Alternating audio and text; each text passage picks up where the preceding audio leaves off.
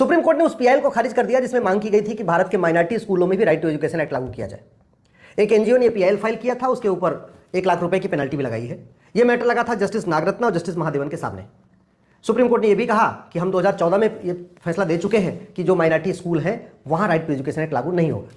आज मैं विनम्रतापूर्वक कुछ सवाल माननीय सुप्रीम कोर्ट से पूछना चाहता हूं कि माइनॉरिटी डिफाइन कहां है, किस कानून के अंतर्गत माइनॉरिटी डिफाइन है। मैं ये माइनॉरिटी कमीशन एक्ट मेरे पास है, इसमें तो माइनॉरिटी डिफाइन नहीं है। माइनॉरिटी एजुकेशन एक्ट 2004 में बना, उसमें माइनॉरिटी डिफाइन नहीं।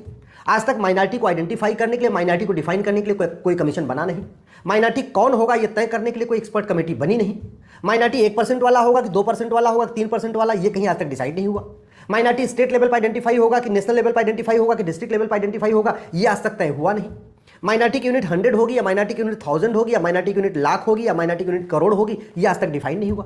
भारत के संविधान में माइनॉरिटी डिफाइन नहीं, भारत के कानून में कहीं माइनॉरिटी डिफाइन नहीं। इसके बावजूद भी माइनॉरिटी कमीशन चल रहा है, माइनॉरिटी अफेयर मिनिस्ट्री चल रही है, माइनॉरिटी के नाम पे लोन हो रहा है, माइनॉरिटी के नाम पे वजीफा है, माइनॉरिटी के नाम पे स्कूल है, माइनॉरिटी के नाम पे कॉलेज है, माइनॉरिटी के नाम पे यूनिवर्सिटी चल रही है, माइनॉरिटी के नाम पे वक्फ बोर्ड चल रहा है, माइनॉरिटी के नाम पे वक्फ ट्रिब्यूनल चल रहा है, माइनॉरिटी के नाम पे सब कुछ चल रहा है, लेकिन न संविधान में कहीं माइनॉरिटी डिफाइन है, न कहीं किसी कानून में माइनॉरिटी डिफाइन है। और दुख इस बात का है कि माननीय सुप्रीम कोर्ट भी इसको डिफाइन नहीं करना चाहता, इस पे आना ही, इसको डिस्कस ही नहीं करना चाहता। हवा में ही एक माइनॉरिटी का चल रहा है, minority commission, minority education, minority university, सब कुछ चल रहा है, लेकिन ये किसी की हिम्मत नहीं पड़ रही है कि एक बार ये तय कर दे कि माइनॉरिटी है कौन।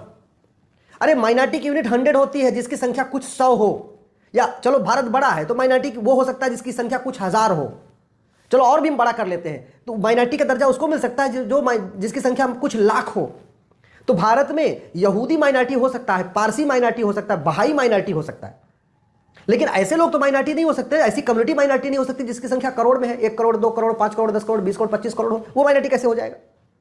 और आज तक जब ये तय नहीं हो पाया कि माइनॉरिटी किस रिलीजन को देंगे, क्या भारत के रिलीजन को माइनॉरिटी मिलेगा, विदेशी रिलीजन को माइनॉरिटी मिलेगा, भारत में जैनिज्म है, बुद्धिज्म है, सिखिज्म है, केवल इसी को माइनॉरिटी का दर्जा मिलेगा, या दुनिया के और जो रिलीजन है उनको माइनॉरिटी का मिलेगा। और जब दुनिया के और रिलीजन को माइनॉरिटी मिलेगा तो फिर सबको मिलना चाहिए, कि फिर 2-3 रिलीजन को क्यों। भारत में तो दुनिया के 100 रिलीजन के लोग रहते हैं, फिर यहूदियों को माइनॉरिटी का दर्जा क्यों नहीं, बहाइयों को माइनॉरिटी का दर्जा क्यों नहीं। बहुत सारे चाइनीज यहां रहते हैं, बहुत सारे जर्मन यहां रहते हैं, बहुत सारे फ्रेंच यहां रहते हैं, बहुत सारे और देशों के नागरिक यहां रहते हैं, उनका रिलीजन अलग है, तो उनको माइनॉरिटी का दर्जा क्यों नहीं मिलना चाहिए। अगर लैंग्वेज को देखें तो भारत के अंदर के जो लैंग्वेज है उनको माइनॉरिटी देखेंगे, या भारत के जो पूरी दुनिया के लैंग्वेज है उनको माइनॉरिटी देखेंगे। अगर आप सबको देख रहे हैं फिर तो दुनिया में 1100 रिलीजन है, फिर हिंदू को छोड़ के बाकी के जो 1099 रिलीजन है सबको माइनॉरिटी का दर्जा मिलना चाहिए। अगर आप लैंग्वेज के आधार पर देख रहे हैं तो दुनिया में 6500 भाषाएं बोली जाती हैं, फिर तो 6500 भाषाओं को माइनॉरिटी का दर्जा मिलना चाहिए। कल को कोई चीन का व्यक्ति आएगा, यहाँ सिटीजनशिप ले लेगा, वो कहेगा मेरा लैंग्वेज भी अलग है, मेरा रिलीजन भी अलग है, जी हमको माइनॉरिटी का दर्जा दे दो, मैं माइनॉरिटी यूनिवर्सिटी बनाऊंगा। कोई जर्मन आएगा, भारत की नागरिकता ले लेगा, नागरिकता तो मिल सकती है, और लेने के बाद वो बोले जी हम तो, हमारा तो लैंग्वेज भी अलग है, हमारा रिलीजन भी अलग है, एक काम करो हमें लिंग्विस्टिक माइनॉरिटी भी घोषित करो, हमें रिलीजियस माइनॉरिटी भी घोषित करो, हम अपना मेडिकल कॉलेज बनाएंगे, अपना यूनिवर्सिटी बनाएंगे, अपना सब कुछ बनाएंगे। तो क्या ये संभव है क्या। आखिर इस पर न संसद में चर्चा हो रही है, न सुप्रीम कोर्ट में चर्चा हो रही है। सुप्रीम कोर्ट में भी इस पीआईएल को डिसमिस करते समय यह नहीं सोचा कि माइनॉरिटी है कौन। और यही माननीय सुप्रीम कोर्ट एक 2005 में फैसला दे चुका है, उसको बाल पाटिल केस कहते हैं, उसमें 3 जजों की बेंच ने फैसला दिया। उसमें कहा कि देश का विभाजन मजहब के आधार पर हो चुका है, इसलिए मजहब के आधार पर किसी भी चीज, कोई भी चीज प्रमोट करना वो देश के लिए ठीक नहीं है। इस देश का विभाजन मजहब के आधार पर हुआ था, तो कड़वी सच्चाई है। फिर मजहब के आधार पर माइनॉरिटी एजुकेशन इंस्टीट्यूशन माइनॉरिटी क्यों चल रहा है। सबसे दुख इस बात का है कि मदरसों को भी माइनॉरिटी का दर्जा मिल गया है।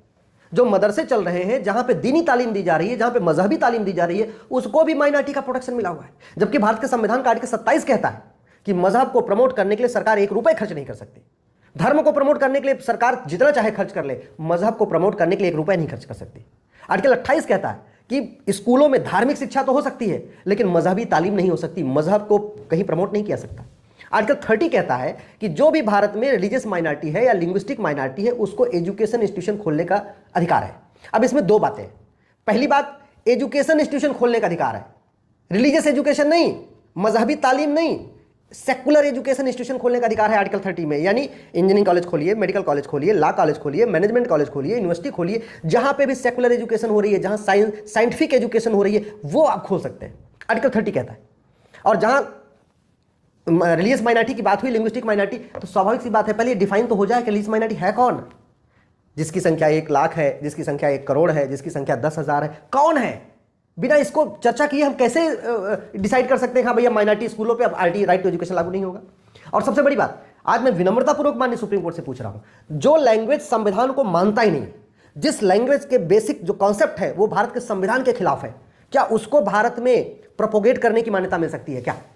जो मजहब इक्वलिटी को नहीं मानता, जो मजहब जस्टिस को नहीं मानता, जो मजहब लिबर्टी ऑफ फेथ को नहीं मानता, जो मजहब लिबर्टी ऑफ बिलीफ को नहीं मानता, जो मजहब लिबर्टी ऑफ वर्शिप को नहीं मानता, जो मजहब जेंडर जस्टिस को नहीं मानता, जो मजहब जेंडर इक्वलिटी को नहीं मानता, जो मजहब नेशनल यूनिटी को नहीं मानता, जो मजहब यूनिवर्सल फ्रेटर्निटी को नहीं मानता, जो मजहब वसुधैव कुटुंबकम को नहीं मानता, जो मजहब नारी तू नारायणी को नहीं मानता, जो मजहब सर्वमंगल मांगल्य को नहीं मानता, जो मजहब सर्वे भवन्तु सुखिनो को नहीं मानता, क्या उसको भारत में रिलीजियस माइनॉरिटी का दर्जा मिल सकता है क्या? क्या उसको भारत में अपने रिलीजन को प्रमोट करने का मौका दिया जा सकता है क्या? मुझे बड़ा आश्चर्य हो रहा है कि सुप्रीम कोर्ट ऐसे विषयों पे जाना नहीं चाह रहा है।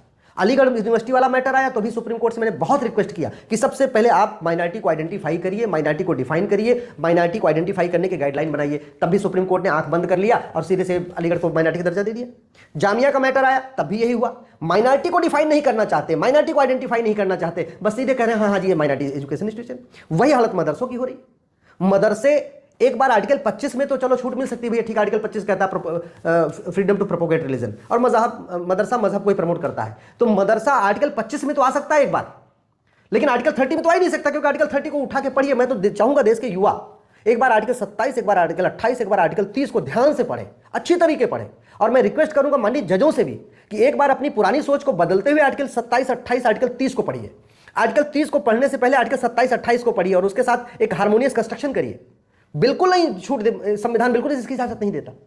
जहां पे जेंडर जस्टिस के खिलाफ चीजें सिखाई जा रही हो, जहां यह सिखाया जा रहा हो कि माता पिता के अधिकार एक समान नहीं, पति पत्नी का अधिकार एक समान नहीं, भाई बहन के अधिकार एक समान नहीं, जहां यह सिखाया जाता हो कि जो मेरे मजहब को मानेगा वही ठीक, जो हमारे मजहब को नहीं माने वो तो नापाक है, वो काफिर है, वो तो हराम है, जहां ऐसी चीजें सिखाई जा रही हो, उसको भारत का संविधान कैसे मान्यता दे सकता है?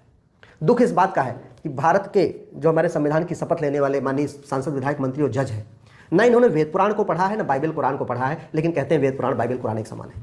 संविधान की शपथ लेने वाले सांसद, विधायक, मंत्री और जज न कभी ये गुरुकुल में पढ़े, न कभी ये मदरसे में पढ़े, लेकिन इनका मानना है कि गुरुकुल मदरसा एक समान है।